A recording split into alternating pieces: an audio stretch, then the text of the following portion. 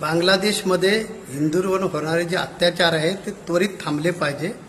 जागतिक समुदायानं या गोष्टीकडे लक्ष दिलं पाहिजे. बांगलादेशमध्ये 8.54% बांगलादेशच्या लोकसंख्येच्या हिंदू आहेत, तरी सुद्धा हिंदूंना जाणूनबुजून टार्गेट केलं जात आहे. हिंदू अल्पसंख्याक तिथे आहे आणि त्यामुळे जाणूनबुजून हिंदूंचीच मंदिरं, हिंदूंचेच घरं, हिंदूंचेच मालमत्ता, हिंदूंचेच व्यवसाय टार्गेट केलं जात आहे. याच्या पाठीमागे षडयंत्र आहे. वेगळ्या देशांचं षडयंत्र आहे, वेगळ्या कम्युनिटीचं षडयंत्र आहे की हिंदू धर्म संपावा, हा त्याच्या पाठीमागचा उद्देश आहे असं प्रकर्षानं लक्षात येतं आहे. आणि म्हणून धर्मगुरू या नात्यानं मी संपूर्ण जागतिक व्यवस्थेला आवाहन करतो ह्या मार्फत की आपण आमच्या हिंदूंच्या जीविताचं, मालमत्तेचं, न्याय हक्कांचं, धार्मिकतेचं संरक्षण करावं आणि पुढाकार घ्यावा.